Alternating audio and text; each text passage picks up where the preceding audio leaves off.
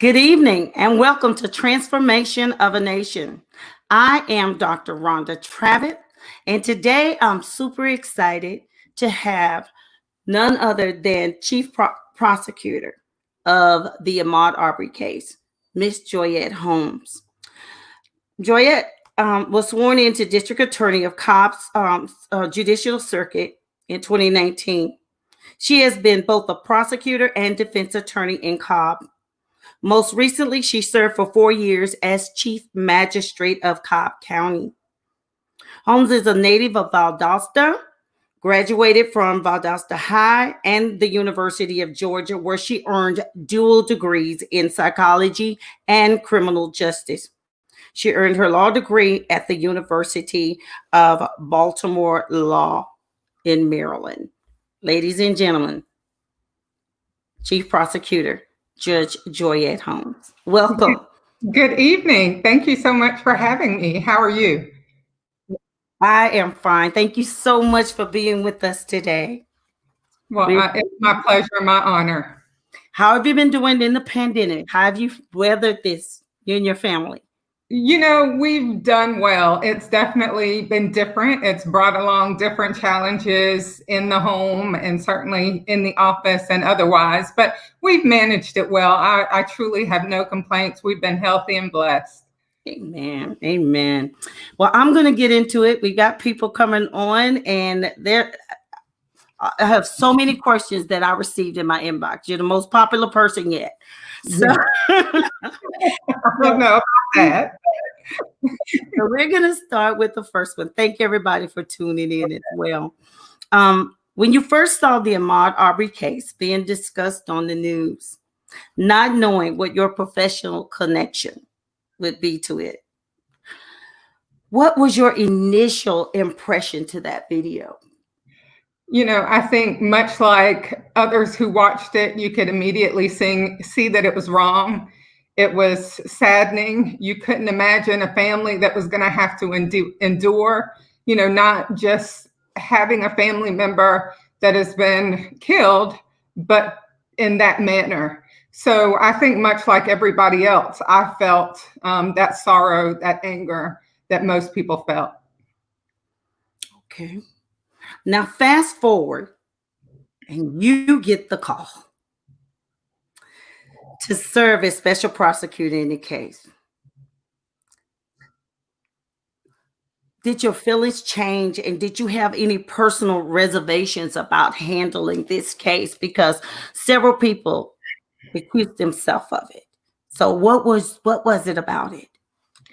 So, you know, I don't think my feelings changed about it. It just turned into a different responsibility. And, you know, of course, you talk about the emotions of being a layperson, seeing a video like that or understanding what may come of what happened. I have to put that aside in some respects because any decision I make as a prosecutor to bring charges and the specific charges that I bring have to be based on the facts as I know them to be in the evidence that's presented to me through investigation, and then applying that to the law. So, you know, whatever personal emotion I have to understand and know how to compartmentalize that so that it doesn't interfere with the decisions that I've made in terms of charging and moving forward with the prosecutions. Wow. Okay. You have a very distinguished professional career. University of Georgia graduate. I read all that. 2 dual degrees. Baltimore School of Law graduate. Chief Magistrate, the first Black female Chief Magistrate in Cobb County for 4 years. That served as District Attorney. So, despite your qualifications, some have raised questions to whether you were selected upon your race, and I know you've heard that. So, what is your response to this? Does it matter? So, you know, that, of course, is something that I wondered. Not so much, honestly, when I was appointed first female and African-American Chief Magistrate Judge, but certainly when it came to being appointed the District Attorney. But once I talked to mentors of mine, including my husband, my family, retired Chief Justice of the Georgia Supreme Court, the resounding answer and response that I got to that was, what doesn't matter? You still have the qualifications for the position. Even though you may have reservations about why you being the first makes a difference to other people, maybe including the people who had the ability to appoint me to the position, was that being the first, it was a signal not just to me, not just to my girls, I have teenage girls, but to all those aspiring young women in the craft and not yet in the craft who want to do the same thing that I'm doing. And so it becomes a building block of possibilities for how far we can go despite race, despite gender, despite all those other things that have tended to hold people out of positions. And so if I had allowed that consideration to deter me from moving forward, I think the opportunity that I have to serve and to fulfill the mission of supporting public safety through avenues of other chances, through avenues of the restoration, prevention, and education that's important from the role that I sit in. So yes, I'm sure. Oh, it froze for some reason. Hold on one second. There we go. It went on, came back. Oh, okay. So did you hear what I said, or do I need to repeat a little bit of it? Repeat a little bit of it. Okay. So I was just saying that in the end, it really doesn't matter what someone else's intentions were or the reasons why they did it. I know that I was qualified. I've served in just about every position in the courtroom other than deputy or bailiff. And so I know the job. The job is one that I've prepared for my whole career. Yes. So, you can appoint who you want to, but that person has to show up and they have to do the job and they have to do it with integrity. So in the end, if I'm doing that, then I am here for such a time as this. And I know that that was God's will for my life. And so I just move in that way in everything that I do. And I know that that will continue to bring me through no matter what somebody thinks was another person's intention. That's good. That's well, that's fine. That's done. Now I'm here and I'm doing the job. Yes. I love that. For such a time as this. Made me think about the Esther. For such a time as this. What, if any, backlash have you endured by accepting this case? Have you felt any? Have you, or your family? Yes, there are people who are mad on both sides of the case. Yes. Certainly those who believe that the now defendants did nothing wrong. And then there are people who say if it doesn't turn out the way we want it to turn out, they'll say what they want to say. So certainly what you see and hear in the news and on radio, those same angry voices, sad voices, they come our direction as well. But I have to pray for peace. I have to pray for protection. I know that there are others who are standing in the gap for all of us, my team, my family, and myself during this time. So I am at peace with the work that we have to do. And I continue to ask, especially for all of you who are on the call, to continue to pray a hedge of protection around all of us as we move through this case. It's a case of worldwide significance. So there are people on every end of the spectrum as it relates to this case. So some of the backlash comes from that. Some of the backlash also probably comes from assumptions that are made about who I am. Just about every article that has come out about this case and my appointment has been titled, or the first line, Black female prosecutor appointed by a white Republican governor. So every one of those words has something that somebody has taken negatively. So, a Black female, they chose a Black female because it was a Black victim. And some people will say that's great because as a Black mother, she understands what it is to be a mother, not necessarily the loss that Miss Wanda Cooper Jones has felt with the death of Ahmaud. But, on the good side, that maybe that's a pro. But other people have just said, well, they wanted to put a Black face so that if it's not successful, they can use that as well. Well, we tried. We put the best person, or the best looking person, up there to handle it. And what happens, happens. I don't for a moment believe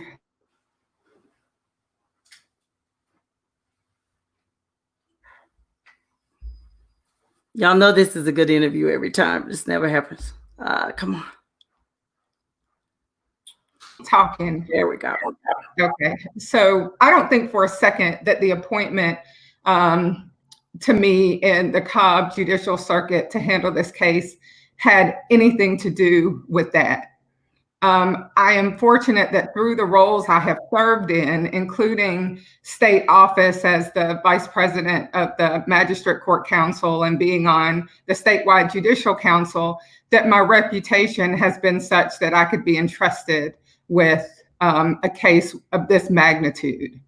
And that it had, while there is some impact of also being a Black female, that is not the basis for which our office is going to be successful in this case.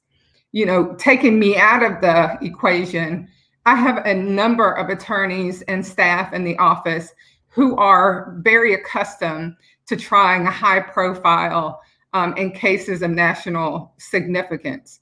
And so the resources that we have in the Cobb Judicial Circuit to handle a case like this, again, taking me out of the equation, was what was right for this case.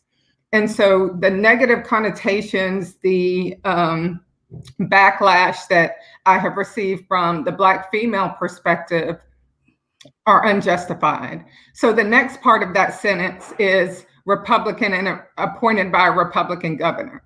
Well, the job that I do as district attorney has nothing to do with partisan politics. There is not one decision that I make in that office that relates back to party. If at any point somebody were to see or to feel that a decision I had made was anything other than based on the facts, the story that's told by the case that I have before me, and the decision that I ultimately make, then I shouldn't be in the position. Yes, by statute, it is a partisan office, but by job and by task and by the mission that I have vowed myself, not having anything to do with the oath that I've taken, does not support me using any party or partisan politics to do my job. So that backlash as it relates to that is unfounded as well, unreasonable, and really does not dictate anything I do in this case or any other case. You're very strong and very sure. Does your faith help you with that in this time? Because there's so much adversity on every side. Talk to me about that. Oh, absolutely. So, I grew up in Valdosta, Georgia. So most people, especially if you're from a metro area, will say, okay, small town country. I call it the metropolis of South Georgia, North Florida. But I was raised by a retired Air Force Master Sergeant. He worked civil service on the base for another 20 years. My mom's a retired registered nurse. I was probably, neither of my parents were or are shy, but I grew up very shy, very unsure of myself, and definitely didn't have the confidence that I display today and in this conversation. And so, when I think back to the moment that kind of changed for me, or at least I did not let it hinder my dreams and my goals, I think back to 2012.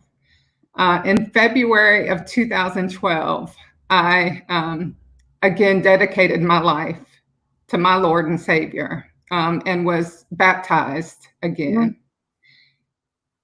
And when I tell you, I sat in church that day and my chest was just tight.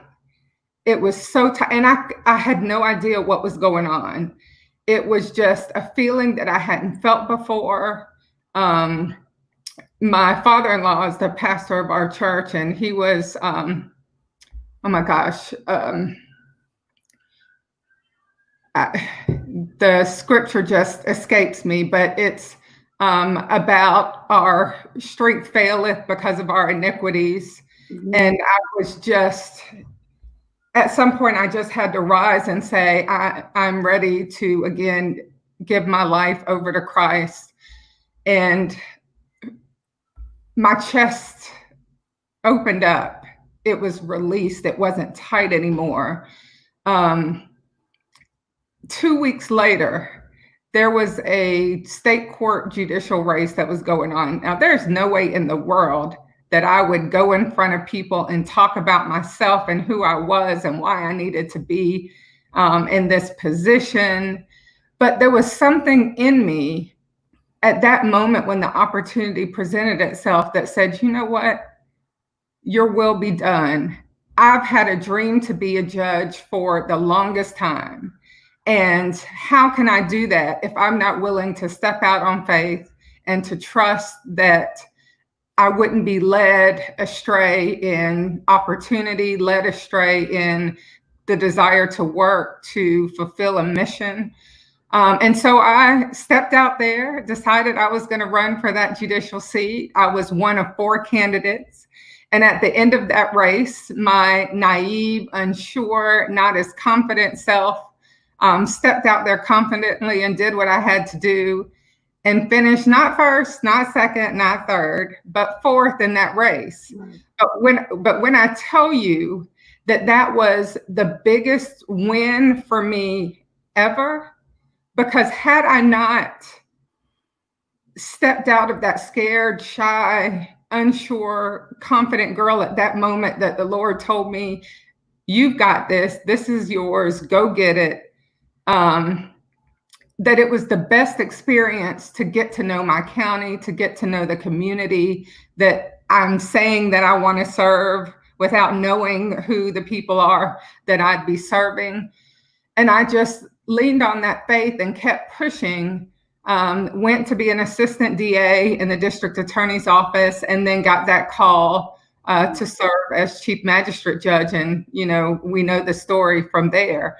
So I can't continue to hold in my successes because I know that it's not about me at all.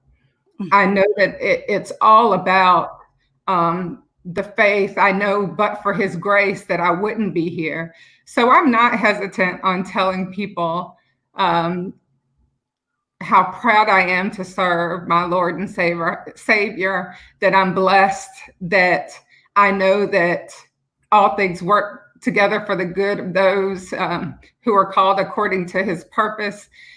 People are probably tired of hearing me say that one, but I believe, we're going through a really tough time with COVID-19, with the culture after Ahmaud Arbery, George Floyd, Breonna Taylor, and all of those. But the pandemic allowed us to stand still. It allowed us to hear and see what was going on. And not that it was new for me and for you, but there were some people who really needed to see what has been happening. And if we hadn't been able to sit still and not run back and forth, spend 3 hours in Atlanta traffic, morning and afternoon, we wouldn't be in a position to see and then take action that makes our institutions better. That's amazing. That's amazing. I love your boldness and your candor about your faith. And So you believe that, well, your parents had great faith as well? Oh, absolutely. So, you know, through everything that they've done, and we, you know, weren't a family who was in church or service every weekend. My mom is West Indian. She's from Dominica, West Indies. And they are primarily of the Catholic faith. My dad grew up in Tallahassee, Florida, in the Baptist church. And so we didn't go to service every Sunday, but everything that my parents taught me and did were principled in faith, were principled in the character that the parables and the lessons in the Bible taught. They were hardworking. So by example, I knew I had to be hardworking. They were servant leaders in the community through their participation in Masonic organizations, shrine organizations, and other community things that they did. So I didn't really have a choice. I couldn't stand on the sidelines. I had to do and go when they did and went. And so that hasn't stopped for me now. What has been your greatest challenge? And I'll let you finish that. ... Yes. So, I mean, honestly, my greatest challenge has probably been just, I say, to be sure of myself and do the work that I know I'm supposed to do, despite the naysayers or those who would make assumptions about why I am in a position that I'm in, the service that I will continue to do for my community. It's hard sometimes because I get challenged in a way that my predecessors didn't get challenged. Speak to that. You know, sometimes it's about being a woman and people not wanting to take their cues from a woman, or sometimes it's about being a Black woman and feeling like, well, it was time for some diversity, so she just happened to be here at the right time. So as I do the work, I can see a little bit of that every day and in everything that I do in my job. But I know, so when I applied, not even when I applied, just when you'd see appointments happening, appointments that had nothing to do with me, you would see a pot of qualified applicants. And this is figurative. Yes. It's not real, but a pot of qualified applicants. And then there seemed to be a pot of diverse applicants. So for whatever reason, we had not been seen as having those same qualifications, but it's like, okay, let's see if there's somebody in this diverse pot who might also be qualified. And so getting beyond that challenge, trying to get myself into the pot of possibles, I guess I would say, has continued to be a challenge even as I stand in the position. When all of this social unrest started happening, I started having small meetings with my office. And of course, you know, the conversations that I have look and sound different because of all the prior district attorneys. Nobody has looked like me from a gender or race perspective. And so they weren't able to speak in the same way that I could speak about why there is still systematic racism or bias, even in the institution that we operate in, the court system, the district attorney's office. So to be able to speak candidly about some of those issues was and continues to be a challenge, because what the fear is, gosh, and I'm probably making some assumptions too about people. No, you're good. Yeah. But there's some fear of, oh gosh, did we get the angry Black woman? And so being able to tell the story of my experience and the experience of people who look like me, who have different stories to tell, you have to continue to balance how that is done, but being as candid as you can in the tough conversation. So I just continue to move through those hurdles. You know, people use the saying, she broke through the glass ceiling. Well, I'm still tipping around the broken glass to do the work that I need to do, even though I've been able to break those ceilings. And ceilings truly have been broken. I'm from Cobb, and Cobb has a reputation of, not being so diverse, and that's unfortunate. But to see you in the position and in this position, I think it has brought more of a calm in Cobb. I'm gonna make a t-shirt about that. There's a calm in Cobb because of your presence. Have you been told that before? I've been told that by several people that I counsel with that have coming out of the system because they feel like they're going to get a fair shot. Yeah, I have definitely been told that. And I think that goes from the way that I was as a defense attorney, the way that have been as a prosecutor, and as a judge. I have never treated anybody who was on the other side of the table unlike the way I would treat my daughter, my neighbor, sister, friend, or anybody else. So that's what I think has made the difference. And being in this new position does not change any of that. The mission is the same. It's just that the role is different. Wow. So you have been appointed in this position, but you have an election that is coming up in November. I do. So the election for district attorney will be on the November ballot. Of course, absentee ballots are available for every registered voter. So I ask that you vote early for sure. You know, I'm doing the job, and the job requires that I do things that will make a difference in the community. And so I'll talk briefly about that. I know we're probably running out of time, but the first thing that I started when I got over to the DA's office was to figure out what obstacles there were for people to not have to go through the criminal justice system and end up with a conviction or something that was going to keep them from being restored and prospering on the other side. So we have a diversion program, which we are in the process of expanding, and I'm grateful to you and Game Changers for being a part of that expansion. But we've reduced the fee that's usually associated with diversion programs so that the money doesn't keep someone from being able to participate.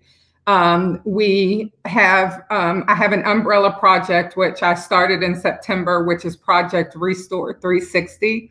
And under that project, we incorporate the principles of prosecutorial ethics, which call for us to be ministers of justice. And in being ministers of justice, we have to consider more than just prosecuting cases.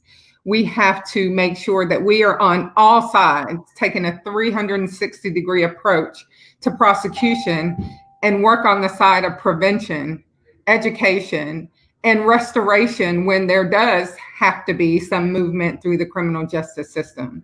So our first program was at the end of February. It was it was a leap year, so we called it Leaping Into Your New Future. We did records restrictions, or most people know of it as expungements, had job fair resources, apprenticeship opportunities. We had a full class of paid apprentices sign up from that event, had resources. We had the voting machines there so people could see what the new voting machines were about. We just had truly a 360-degree, a wraparound service for people who needed a new, because we know criminal convictions keep people from getting educations, from getting employment, from housing, and so many other things.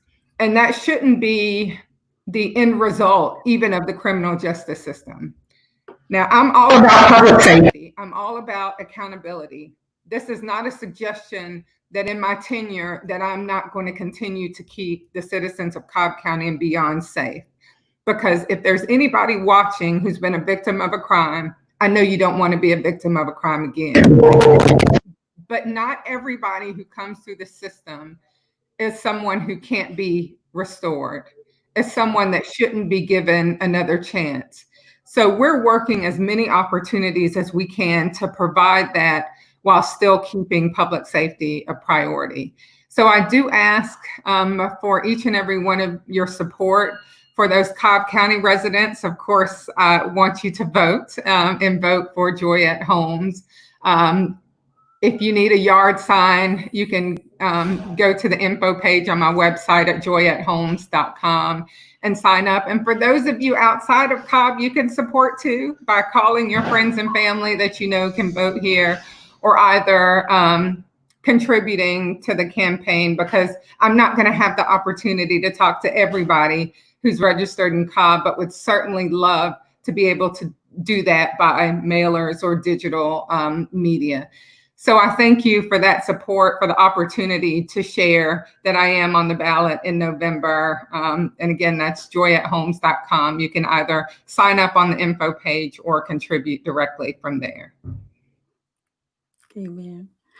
Somebody just put a question and asked, how are returning citizens going to really get back on their feet without some of that expunged, records being expunged, and it's always a felon that's following, and he's a former felon?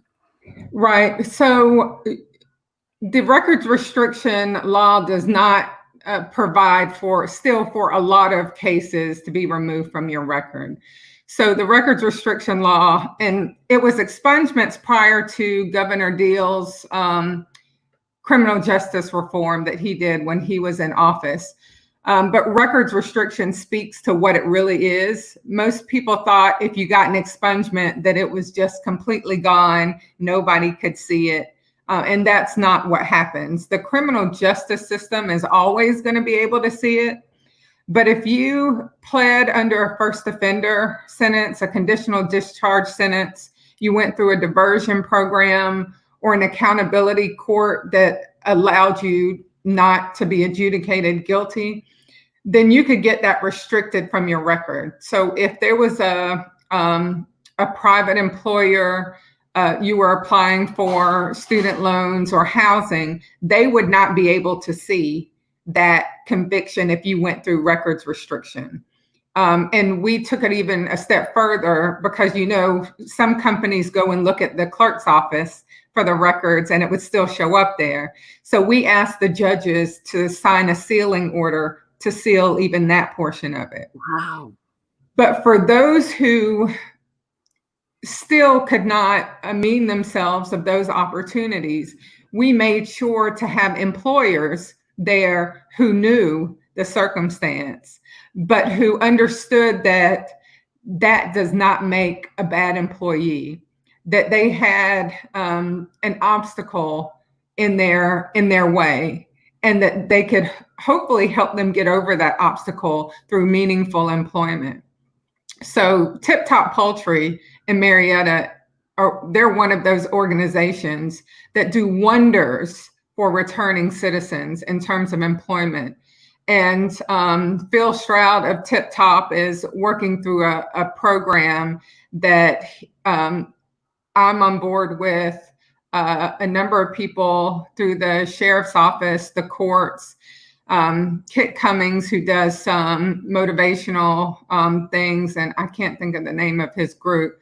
But so they are now doing a different program with returning citizens to not only employ them, but to go through life skills programs, which may include high school diploma, GED, or other soft skills, give a mentor through the not just the business community, but the business, religious, and civic community within Cobb County to serve those returning citizens. So we are working together with a number of organizations locally to make sure that we restore and help returning citizens do exactly what they want to do. You know, they don't intend to go back out and go back in. Mm-hmm. Circumstances often that happens a lot of times, but it happens when they don't know that there are other opportunities and seek to just survive sometimes, make very poor choices in the moment to survive for that next 24 hours. But we're hoping to, I say we, I have a small part in that, but I'm glad that we're participating. But Phil Stroud and his group through Tip Top Poultry are working really hard for the returning citizens so that they have all the players on board. They can come to me and say, let me tell you about this person and why, if there's a possibility that we can divert them from the criminal justice system for this next case, or reduce the terms of his probation, or get rid of the fee, that we're in a position to be able to do that because we know the services that they're being provided through that organization, much like we are trusting Game Changers or other groups to do the same and to provide that mentorship to help people to continue to be productive. Well, we're coming to a close. I've learned a lot about you tonight. How do you feel with this last part? I listened to you say you were this shy girl. Now the whole world is looking at you. Do you think about that? How does that has that really registered you? So yes and no. I mean, it has definitely registered. You know, the job of deciding on prosecutions and how to handle those and to create opportunity has pressure in and of itself. And certainly to be a part of a case with this worldwide significance. I mean, it's almost like when you used to take a leaf, put it under not a microscope, but a magnifying glass and let the sun hit it and it starts to burn. It almost feels like that sometimes. But I don't often watch myself in the media or in the news or listen to playbacks of any interviews. So I don't focus on that at all. I just have to work and do the job because Cobb is still busy. We still got a lot going on here aside from that case. But I think when I really noticed it, you know, we still have some relatives in Dominica. And so I saw somebody forwarded me an article from the newspaper in Dominica. And it was like, wow. You know, it's like, do you know she's, you know, of Dominican ancestry and heritage. Her grandfather was this person. And so that kind of brought it forward to me to see media in the islands, or even my aunts and cousins live in Montreal. And so they have talked about it. So I get it, but I can't let that dictate how I move on a daily basis. Wow. As we close, what do you want people to know about Joyette Holmes?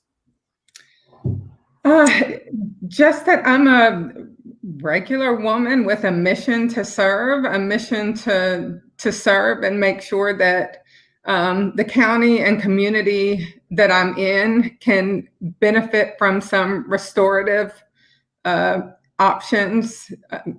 You know, I'm a member of Alpha Kappa Alpha Sorority Incorporated. I serve through my sorority as well as through other opportunities. I like to listen to music, to dance. I'm just a regular girl who loves being with her family, friends, cheering on my Georgia Bulldogs during the season. And, you know, I don't know, I shouldn't live in doubt, but I don't know that football season is going to look the same this year. But you know, that's just me. The pains, the anxieties that everybody else has, I have. Sometimes I do think that people forget that there's actually a person behind the name Yeah. with human feelings who does regular things. I have 2 teenage girls, one who just got her driver's license, so pray for me. I'm that mom. And you don't know if they're your friend today or, you know, wait a few hours, maybe later, but just a regular girl. Well, we thank you for an awesome interview. Feel like it was very intimate with our audience, and everybody's saying they're loving this. I thank you so much for your contribution. Thank you for being that example. Thank you for paving the way for so many women that look like me. Thank you. Not just that, but women in general. So I thank you. Well, I appreciate you having me. I'm grateful just to spend this time with you all. Thank you. All right, ladies and gentlemen, we have spoken today with Chief Prosecutor Joyette Holmes, transforming the nation, transforming nations, transforming culture, transforming communities. It's been an exciting interview. Remember, she has a election coming up in November. We want everybody to get behind her and support her. And if you have any questions, again, District Attorney Holmes, would you please give them your social handles again, please? Give the website. The website is joyetteholmes.com. So I will be getting back on social media, but we talked about those pressures and the distraction, right? So I got off for a little bit, but right now, joyetteholmes.com, you can contribute there or sign up through the info page to help and support my campaign in other ways. So thank you very much. All right. You've heard it right here. Transforming nation, countries, and the world. I always call it Judge. Oh my God. Just Attorney Joyette Holmes. Thank you again. Thank you for joining us tonight. We'll see you next week, Wednesday. Bless you. Bye-bye.